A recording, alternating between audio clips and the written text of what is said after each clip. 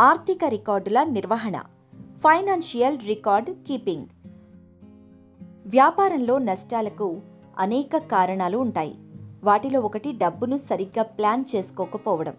ఈ ప్లాన్ చేయడానికి ముందుగా మీరు డబ్బు ఎక్కడి నుండి వస్తుంది మరియు ఎక్కడికి వెళుతుంది అనేది తెలుసుకోవాలి. ఆర్థిక రికార్డులను అంటే ఖాతాలను ఉంచడం ద్వారా మనం ఈ పనిని చేయవచ్చు. అందుకే ఎవరైనా వ్యక్తి ఏదైనా వ్యాపారాన్ని ప్రారంభించాలంటే ఆర్థిక రికార్డులను ఎలా ఉంచుకోవాలో తెలుసుకోవాలి. మీరు ఆర్థిక రికార్డులను నిర్వహించడం ప్రారంభించడానికి ముందు మీరు అనుసరించాల్సిన కొన్ని ముఖ్యమైన దశలున్నాయి. ఈ నిర్వహణ ముఖ్యంగా 4 రకాలు. అందులో మొదటిది వ్యాపార ఖాతాను మొదలుపెట్టడం. మీ రోజువారీ వ్యాపార లావాదేవీలను రాసుకోవడానికి వీలుగా వ్యాపార ఖాతా పుస్తకం బజార్లో దొరుకుతుంది. అందులో మీ ఆదాయం, ఖర్చులు, రుణాలు మరియు ఇతర డబ్బుకు సంబంధించిన వివరాలు రాసుకోవచ్చు.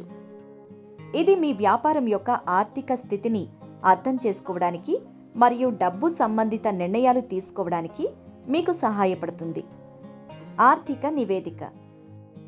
నెలాఖరున జమా ఖర్చుల మొత్తాన్ని తయారు చేసుకోవాలి.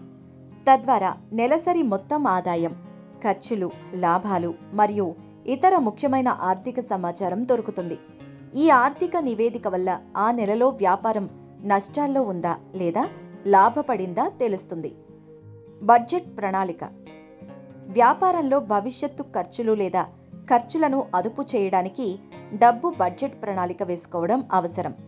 ఏ వస్తువులకు ఎంత డబ్బు ఖర్చు చేయాలి, భవిష్యత్తులో ఎంత డబ్బు అవసరమవుతుంది, ఈ డబ్బు ఎక్కడి నుండి వస్తుంది మొదలైన సమాచారం బడ్జెట్లో ఉంటుంది.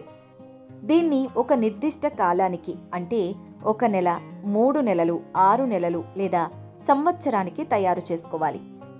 ఈ సమయంలో మీరు బడ్జెట్లో రాసుకున్న డబ్బును ఖర్చు చేయాలి. బ్యాంకు ఖాతా.